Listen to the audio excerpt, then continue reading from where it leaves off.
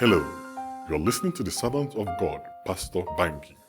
Now, I want to continue teaching on the subject of prosperity, complete three-level prosperity that we have been speaking about. For the purpose of these teachings, we have divided prosperity into three levels. The spiritual one, the level of the soul, and the level of the body. I've already explained that prosperity of the spirit is faith towards God through the Lord Jesus. We have been talking about prosperity of the soul, and we have mentioned many things. And the one I want to go on into today is another level in that prosperity of the soul. And I want to take something out as our foundation, which are words spoken by a man called Henry Ford. Henry Ford is somebody we all know. His cars are out there. When you see the vehicle Ford, the company was started by him. He made a statement. He said, there is a pleasure in feeling that you have made others happy, that you have lessened in some degree the burdens of your fellow men, that you have provided a margin out of which may be had pleasure and saving.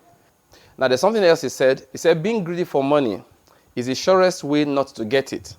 But when one serves for the sake of service, for the satisfaction of doing that which one believes to be right, then money abundantly takes care of itself.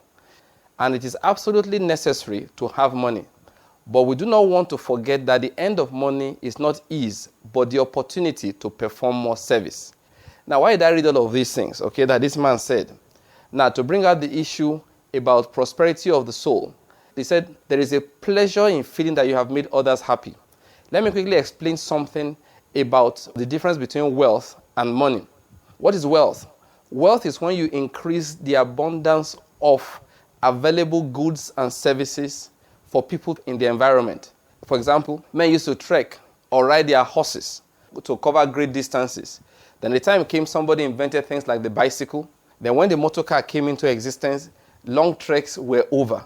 Do you understand? Then the time came, people invented flying objects, which we now use as aeroplanes. And in a year, worldwide, there are over 100,000 flights, commercial flights. Now, those people who created that, what they have done is to produce wealth. That is, they have made the lives of people easier. Or before, let's say 500 men, you needed to work on a very huge plantation to be able to produce enough food to feed maybe a few tens of thousands or hundreds of thousands of people.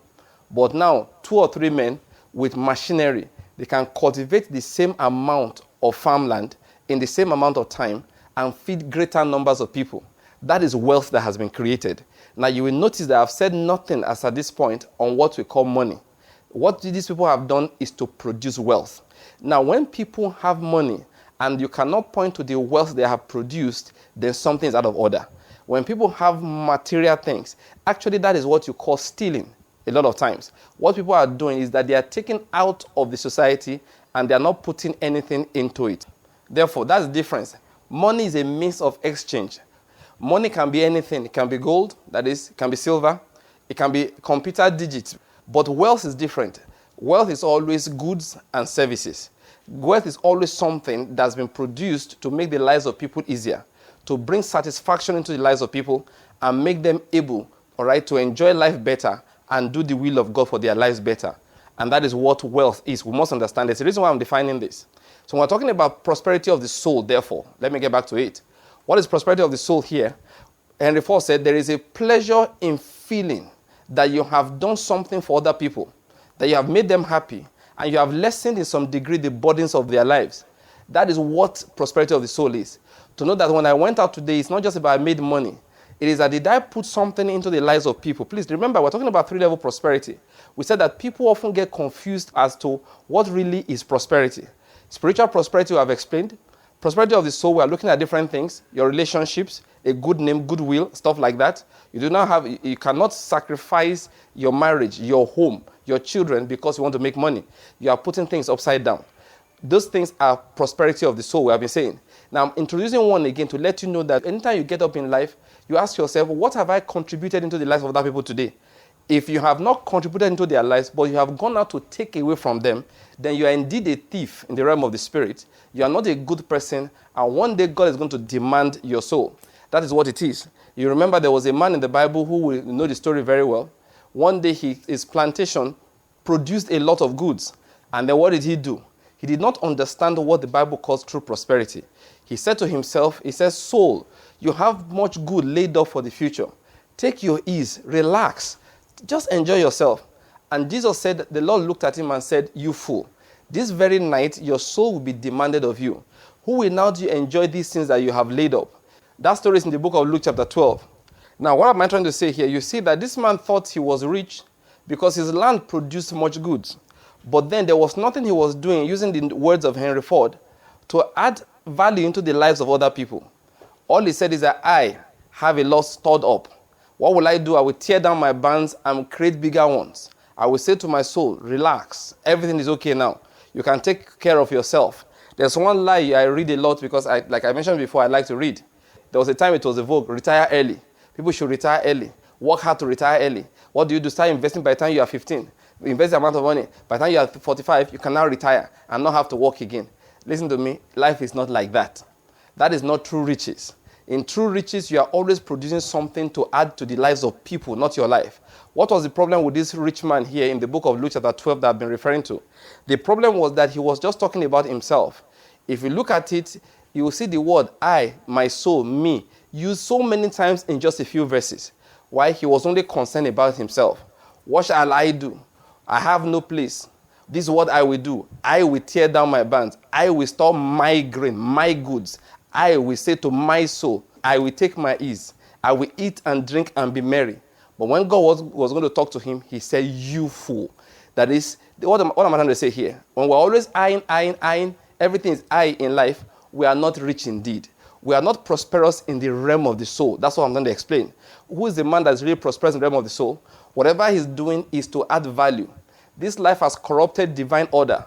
People teach you on how to get for yourself. When they say retire early, what are they saying? How do I lay up my treasure on this earth? Listen to me, if you retire too early, you die also early. You must understand that principle.